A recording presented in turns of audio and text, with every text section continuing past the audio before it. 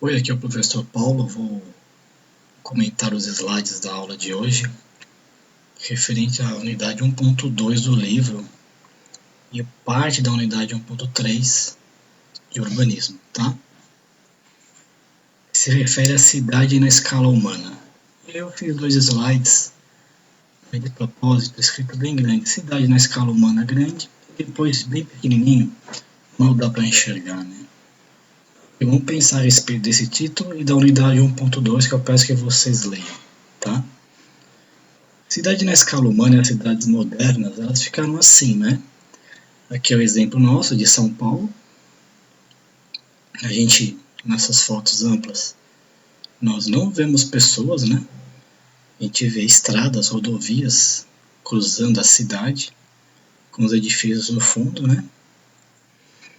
Aqui eu peguei um outro exemplo de Phoenix, no Arizona, que também, apesar de parecer que não tem nada a ver com a gente, mas tem muito a ver, né? Aí você tem uma parte que é um centro comercial, né? Bem no meio da cidade, com torres altas, e lá no fundo você vê uma densidade mais baixa, né, um espraiamento, conforme foi falado na unidade 1.1, uma área residencial. É uma visão um pouco mais aberta, né? Para lá, aquela mesma região que é chamada de downtown nos Estados Unidos, centro comercial, né? Empresarial, serviços, escritórios. No fundo, as residências, né? Dá para ver um pouco de área verde, e lá no fundo, as montanhas da natureza, né? Do lado direito é uma visão oposta. A de cima, do lado esquerdo, a gente vê o downtown e a cidade ao fundo, as casas, né, a área residencial. E na imagem de baixo, ao contrário, a gente vê o downtown lá no fundo e aqui em primeiro plano as casas, as residências, né? Bem setorizado o zoneamento.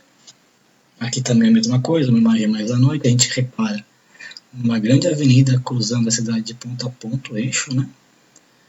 A parte residencial mais à frente e o downtown mais ao fundo. O Earth é bem legal de vocês pesquisarem quando vocês quiserem estudar alguma cidade, tá? Vocês sempre procurem pelo Google Earth e vocês conseguem essas imagens, tanto as aéreas quanto as da malha urbana, né? Então repare que Phoenix é uma cidade projetada totalmente ortogonal. Isso vai ser mais importante nos slides futuros, tá? Bom, que imagem é essa, né? Há pouco tempo atrás, a marginal Tietê, que é uma grande via estrutural da cidade, ela ganhou uma terceira faixa intermediária, né? E diversas árvores foram cortadas desse canteiro central. Então hoje nós temos 3 pistas, né? E essas árvores elas foram derrubadas para a passagem de uma nova pista. Eu pergunto para vocês se o trânsito na marginal acabou. Foram feitos esses protestos nesse canteiro e rapidamente essas pistas foram feitas, né? Bom, então é cidade na escala humana, né? O que tem de humano nisso, né? É para as pessoas ou é para o automóvel, né? E a gente tem aquelas palavras-chave que eu gosto sempre de usar nas aulas, né? Então a gente vai ter uma briga. Hoje eu vou falar mais sobre o Le Corbusier, na outra aula eu vou falar mais da Jane Jacobs, tá? Um vai cuidar mais do urbanismo moderno e a Jane Jacobs, que é uma jornalista, mas que entende bastante do urbanismo, vai falar mais do lado humano. Então a gente vai ter o automóvel no modernismo quanto as pessoas no contemporâneo da Jane Jacobs. A questão da passagem, né? Então nós só falamos de carro passando em via de circulação contra a área de estar humanos, né? O zoneamento causa uma segregação dos usos, como eu vou mostrar já já, e a Jane Jacobs prega mais o convívio. O modernismo é mais amplo, a Jane Jacobs será mais compacto, como veremos mais para frente. Macro versus micro, empresarial contra social comunitário, são palavras-chave importantes que resumem bem essa questão. Bom, mas as coisas aconteceram por diversos motivos, né? Na primeira aula a gente viu que tivemos a Revolução Industrial, as pequenas cidades receberam as indústrias. Além disso, acrescentando nessa aula, nós tivemos 2 guerras, a Primeira Guerra Mundial e a Segunda Guerra Mundial, que destruíram as cidades, então era necessário reconstruí-las, tá? E, comentando, né, a vida no campo acabou, assim, você não precisa mais daquele quantidade de pessoas, o maquinário agrícola faz o trabalho de quantas pessoas, né? Quantas pessoas antigamente precisariam para fazer esse trabalho que essas 2 máquinas fazem, né? Uma está colhendo, a outra já uma está plantando, a outra já colhe, todo o material já está no caminhão e vai embora, né? Então mudou a vida. Todas elas foram para as cidades e quem estava no campo usou o maquinário. O Corbusier ele vai dar essa resposta de mudança de organização das cidades. As cidades estão caóticas com as indústrias, poluíram os rios, o ar, não existe organização nas cidades, doenças, né? E ele dá essa resposta, somada às guerras, né? Então ele vai fazer um modelo mais racionalizado das cidades e funcional. E vai dividir em zonas, tá?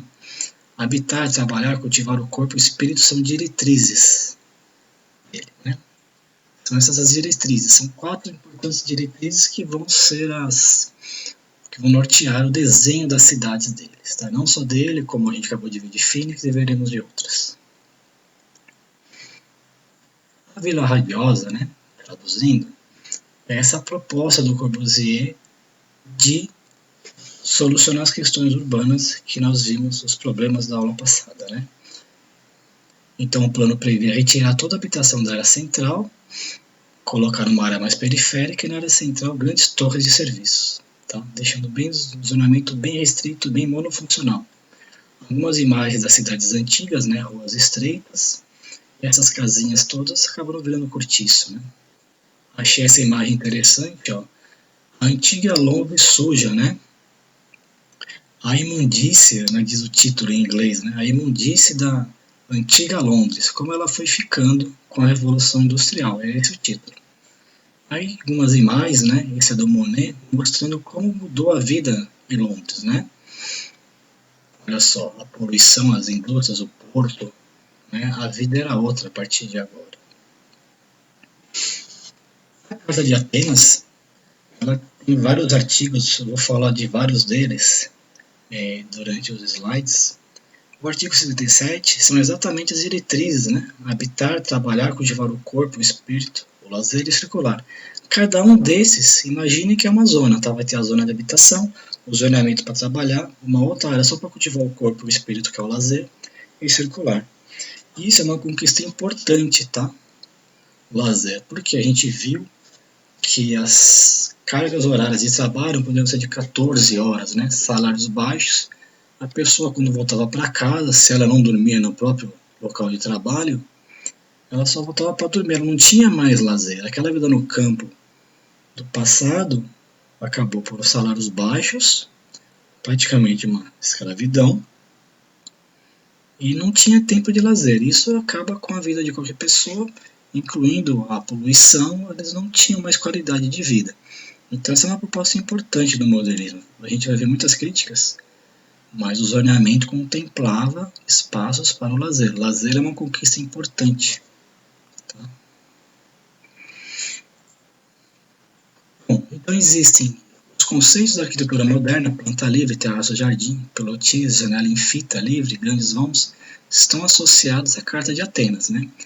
Então os artigos 23, 24 e 29 da Carta de Atenas têm essa diretriz, né? O zoneamento com centro empresarial e uma periferia residencial, respeitando sempre a topografia, tá? Com edificações, né? Edifícios multifamiliares, né? Com área verde ao seu redor e com grandes recuos para ventilação e insolação máxima, coisa que não acontecia, né? Porque a gente viu que foi perdido com a Revolução Industrial e a ocupação irregular das cidades. Verticalização, densidade alta, né? E a circulação feita por avenidas.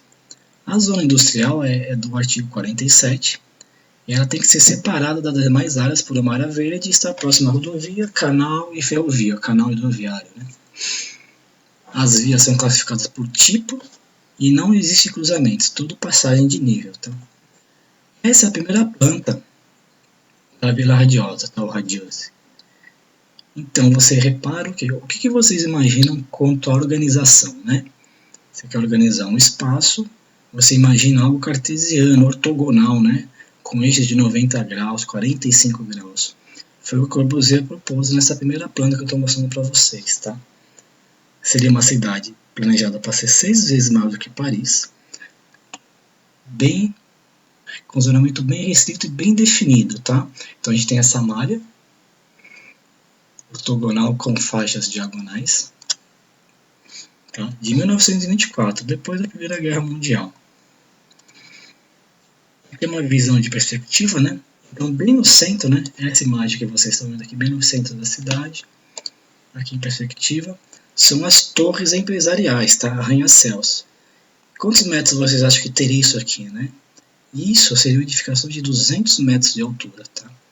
E cada uma dessas torres caberiam de 5 a 8 mil pessoas, né? Então imagina, 5, 10, 15, 20, 40, 60, praticamente 80, 100 mil pessoas só nesse trecho aqui, tá? Aqui uma outra visão, então aqui está o centro empresarial, o zoneamento bem restrito, grandes recuos entre as edificações para garantir insolação e ventilação, grandes áreas verdes ao redor, mas monofuncional. À noite, encerrou as atividades, fica uma área bem mais deserta, tá? Então, essa é a parte empresarial. Em volta, vocês estão vendo aqui, ó, nessa área, são os edifícios residenciais, tá? Que chamava de unité, as unidades residenciais, todas elas pré-fabricadas, com edifícios de até 50 metros de altura, tá? E poderiam ter 2.700 habitantes cada um desses edifícios, tá? É uma vila vertical. Tem alguns desenhos que ele trabalha aqui, esse zigue-zague, e outros mais retangulares, mas em volta um condomínio aberto, né? Com áreas verdes, áreas de lazer, tá? Restaurante e lavanderia ficariam no térreo. Lá no superior, jardim de infância, uma piscina, uma área de lazer também. Tá? E aqui eu escrevi atrium, né? Porque no meio, entre eles, lembra aqueles átrios antigos, né? Só que uma escala bem maior, que é toda a área de lazer residencial privada aqui de cada um, tá? São parques. Aqui é um mapa de zoneamento, né? Com a área amarela totalmente residencial, com algumas mudanças na implantação dos edifícios, né? Vendo um pouquinho até a bandeira do Brasil, tem um losango aqui, né? A área vermelha, a área central comercial e empresarial. A área azul é um centro educativo e cívico. Aqui é um jardim inglês, tá? Essa parte lilás é a indústria separada por essa grande área verde, tá? Aqui no cantinho laranja a gente tem o centro, o espaço para esportes, tá? Então esse é um zoneamento bem restrito, né? Bem monofuncional das atividades. E grandes distâncias, né? Quem está aqui vai ter que pegar essa avenida, só dá para chegar lá de carro, né? São grandes, para chegar aqui no centro esportivo, tem que usar essas avenidas e não há cruzamento aqui, tá? É tudo passagem de nível. E é um zoom, né, nessa unité, que são os edifícios residenciais, então aqui é aquela parte mais ortogonal, mais irregular, né, aquele retângulo, né? Você vê, campo de futebol, playground, área verde, um caminho todo orgânico aqui entre os edifícios, né? Aqui é uma área coberta, interligando os edifícios, tá? Bom, essa é a Vila Radiosa que a gente viu, né? A partir de agora eu vou mostrar alguns slides mostrando uma outra cidade moderna, tá? Então, lembrando, Vila Radiosa é bem ortogonal, né?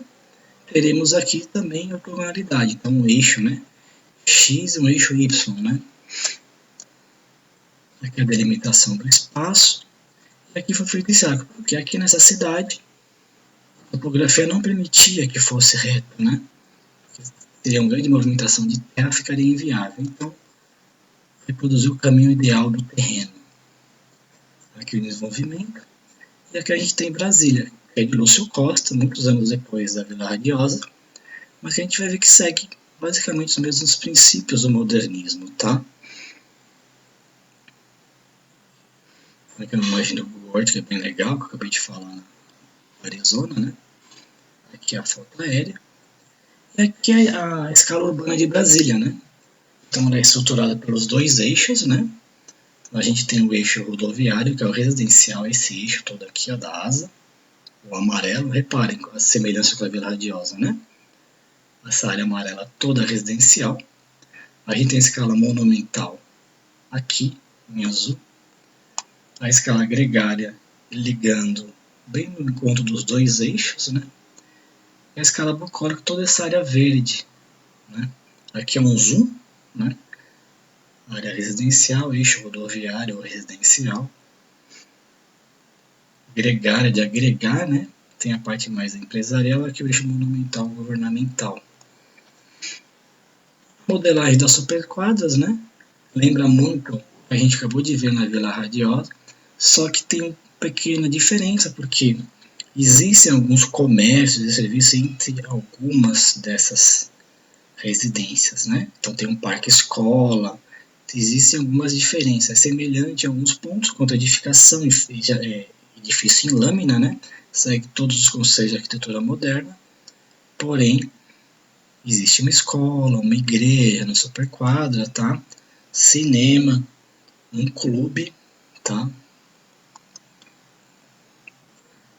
Aqui o padrão das edificações, como a Vila Radiosa existe uma área verde, né? Um jardim entre as edificações padronizadas, né? Você pode caminhar livremente entre elas, tá? Na área residencial, respeitando a topografia do terreno, não há alteração. Aqui é a parte mais empresarial, né? Serviços, com a rodoviária no eixo, né? Bem no centro, na escala gregária. Os edifícios aqui são um pouco mais altos, né? Edifícios institucionais, que é um centro de convenções. Então, está aqui o eixo monumental nesse sentido, na escala gregária, né? Então, parte de serviços, escritórios. Isso pode ser também a escala bucólica, essa parte que você pode andar. Esse eixo é uma das asas, né? Eixo rodoviário, o eixo residencial. Tá? E aí no livro são feitas várias análises sobre o que aconteceu com o zoneamento, né? Com esse tipo novo de zoneamento. Algumas eu concordo, outras eu discordo ou é motivo para debate. Então ele diz que o zoneamento ampliou as distâncias a serem percorridas diariamente, isso sem dúvida eu concordo.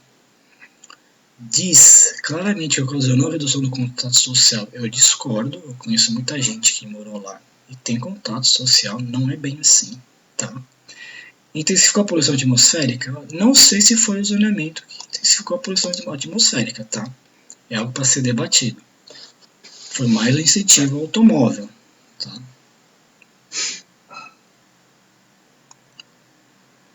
E aí vai começar uma discussão de urbanismo mais humano. Isso sim, com a valorização e revitalização dos espaços públicos, né? Espaços livres públicos. Aqui, essa é uma parte mais da unidade 1.3 da próxima aula, tá? Mas como a gente viu no começo, existe realmente uma escala muito maior do que a humana, né? É mais pensando no automóvel, as grandes construções da cidade, do que nas pessoas. Isso não resta a menor dúvida.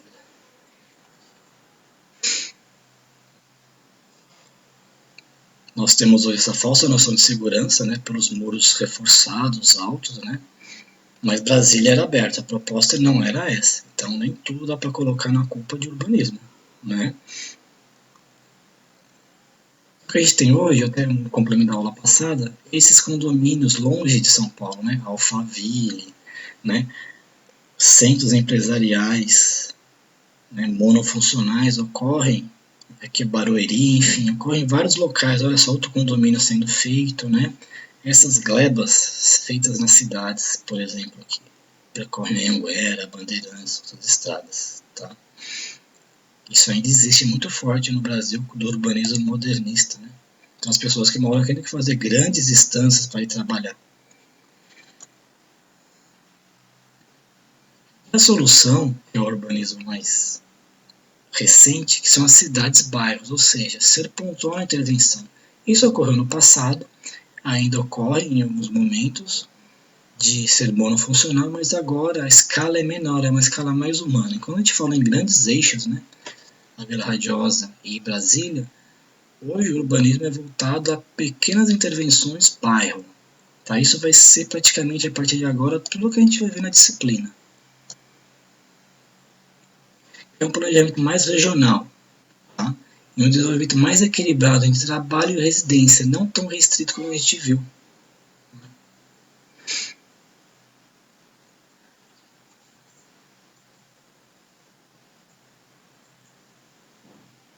Isso é pura verdade, né? Então as cidades, elas ficam muito mais voltadas ao automóvel, por isso aquelas primeiras imagens do slide, do que as pessoas, né? Não vemos pessoas naquelas primeiras imagens.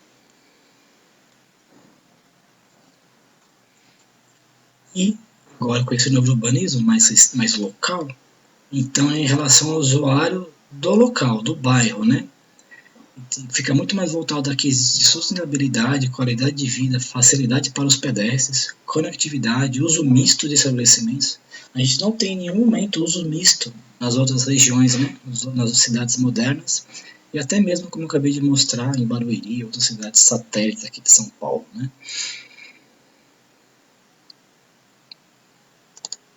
Bom, essa é a parte 1.2 do livro, e a gente já começa agora na parte 1.3. Eu vou dividir em duas partes para não ficar muito longo, tá? Na parte 1.3, a gente começa a falar da Jane Jacobs, tá? Que é a jornalista que vai criticar todo esse modelo, né, de grandes vias que ocorrem em diversas cidades americanas, e ela que começa a propor um urbanismo mais local, tá? E a obra dela, né, que é a Morte e Vida das Grandes Cidades Americanas, ela faz toda a análise de como são as cidades modernas, eu vou voltar a falar disso, e ela propõe mudanças para uma escala mais bairro, mais humano, ok?